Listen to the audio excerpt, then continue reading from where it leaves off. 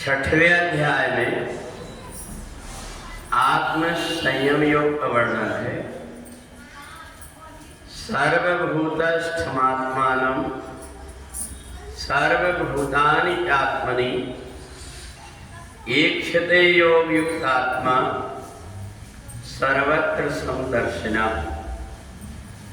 भगवान कहते हैं समदर्शी योगी पुरुष संपूर्ण प्राणियों की आत्मा तथा आत्मा में सभी प्राणियों को अवस्थित देखते हैं।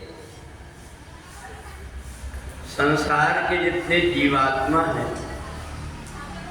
उनके अलग अलग शरीर बने हुए हैं, परंतु उसमें रहने वाली जो आत्मा है वो आत्मा चेतन परमात्मा का ही अंश है।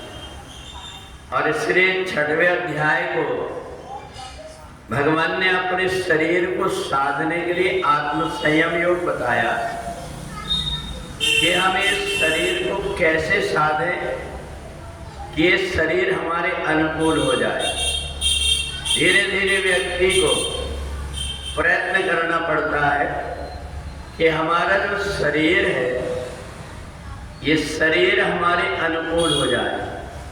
इसकी इंद्रियां, मन और बुद्धि ये सब अलग अलग इधर उधर भागते रहते हैं, परंतु धीरे धीरे इनको अपने वश में करने का उपाय करना पड़ता है।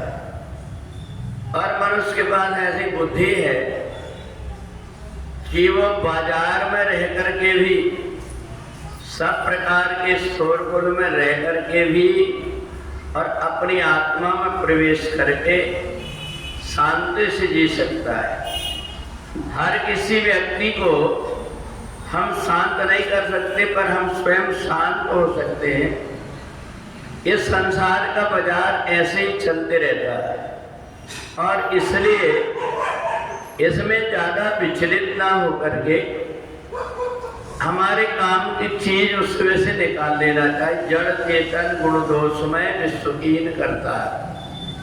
दूध में जैसे पानी मिला हुआ होता है तो हंस पानी पानी को छोड़ देता है, दूध अलग कर देता है।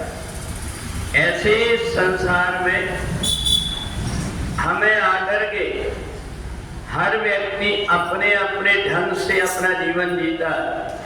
इसलिए हमें अपने ढंग से शरीर बनाने के लिए धीरे धीरे अभ्यास करना पड़ता है। जैसा हम अभ्यास करेंगे, सुबह जल्दी जागने की आदत बनाएंगे, थोड़े देर में वो बन जाएगी। हम जैसा भोजन करने की इच्छा करेंगे, थोड़े देर में हमारी वैसी आदत बन जाएगी। तो इसलिए आहार विहार को धीरे धीरे करके हम अगर अपने ढंग से जीना सीख गए तो संसार में रह करके हमें परेशानी नहीं होगी। और हम जो कुछ सोचते हैं वो हमारा अपना सोचा होता नहीं। इसलिए जो व्यक्ति अपने जीवन की डोर को परमात्मा को समर्पित कर देता है और फिर संसार में रहता है तो उसे किसी प्रकार की कोई परेशानी का सामना नहीं करना पड़ता। थोड़ा सा भाव अपना बदलना पड़ता है, अपना थोड़ा सा भाव बदले और सारी बाहर की सोच मिट जाती है। एक व्यक्ति के घर में आग लग गई और जब आग लगी तो वो परेशान होने लगा, दुखी हो गया कि मेरा घर जल रहा। पड़ोसी ने बताया ये घर जिसमें आग लगी है तुम्हारे बेटे ने कल इसका सौदा कर लिया और ये बिक गया। अब वो रोने वाला व्यक्ति तुरंत चुप इसलिए हो गया, उसको ये लगा कि अब ये घर मेरा नहीं, अब तो ये बिक गया। थोड़ी देर के बाद में जब उसका बेटा आया और बेटे ने देखा कि अपना घर चल रहा है, तुम बड़े प्रसन्न हो रहे, कहा बेटा मेरे को ये पता लगा कि तूने बेच दिया। बोले मैंने बेच तो दिया, परंतु उसका बयाना आज होना है, अभी हुआ नहीं था। फिर से रोना शुरू कर दिया व्यक्ति ने।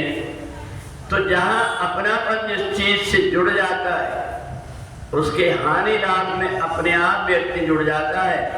थोड़ी सी परिस्थिति बदली और अपने आप व्यक्ति का होश अलग अलग प्रकार का होता है।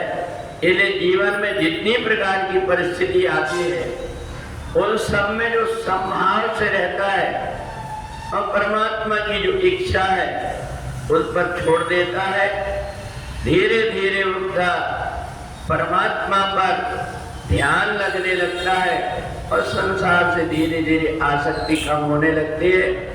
इन्हें संसार की जितनी वस्तु है आज अपने पास है कल नहीं रहेगी, इसलिए संसार की वस्तुओं में आसक्त ना हो करके परमात्मा में अपने स्वधाम जहाँ पर है, जहाँ से आत्मा आई हुई है, उस जगह का ध्यान करते रहे तो हमारा ये जीवन सार्थक हो जाता है। बोले वृंदावन बिहारी लाल की।